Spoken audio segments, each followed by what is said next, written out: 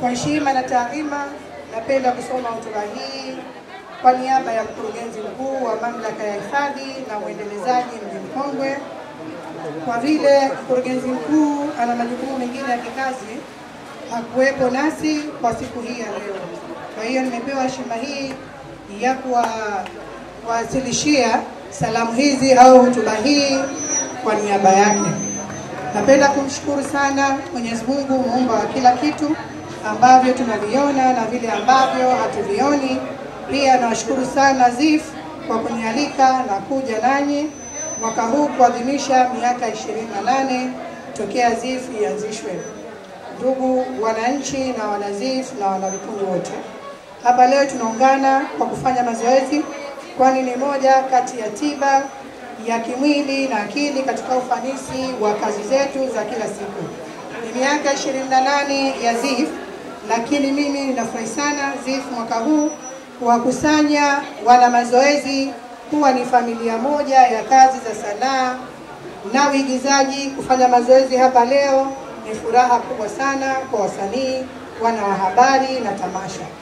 Mazoezi haya leo ni faraja kubwa kwa wanajamii wa mji Mkongwe na ukaribu wa kiutendaji kwa jali na kuwapatia vijana historia ya mji wao pendwa kutokana na shughuli hizi za matamasha mbalimbali. Tunawapongeza ZIF kwa kuendelea kupambana, mji Mkongwe kwa kuendelea kulipambania tamasha hili. Ndugu wanajamii wenzangu, lazima tuelewe kuwa tamasha hili ni letu, kwa maana ya kwamba tutumie fursa zilizomo ambazo zinaletwa na ZIF. Tunathamini juhudi zao na nguvu zao kwa kutuunganisha, kutuelimisha na kuzindua mambo ambayo hatuyajui na tunayasahau katika kujiletea maendeleo kwa kupitia sanaa ya filamu.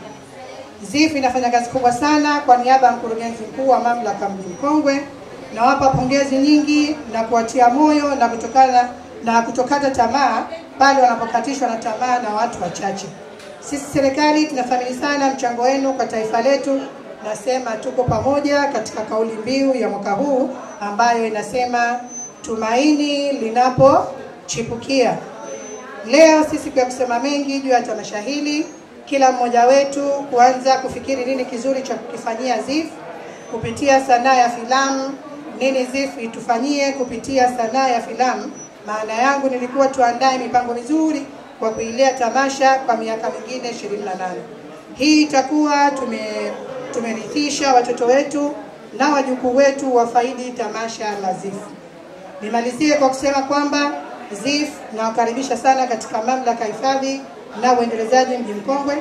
Mambo ya kuwasaidia wasanii hasa wa filamu, majukwaa ya watoto na vijana, mnachokifanya ZIF, mnaisaidia serikali katika kufikia malengo yake ya kitaifa na kimataifa. Ndugu meneja wa ZIF, naomba sana tufanye kazi kwa pamoja.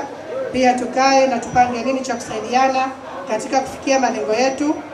Mwisho tena nawapongeza nyote mlioko hapa, nawapongeza tena na kuwatakia kila laheri katika tamasha la ZIF. Napenda kutamka rasmi kuwa tamasha la ZIF tumelifungua rasmi na mtaendelea na katika harakati nyingine. Asante sana.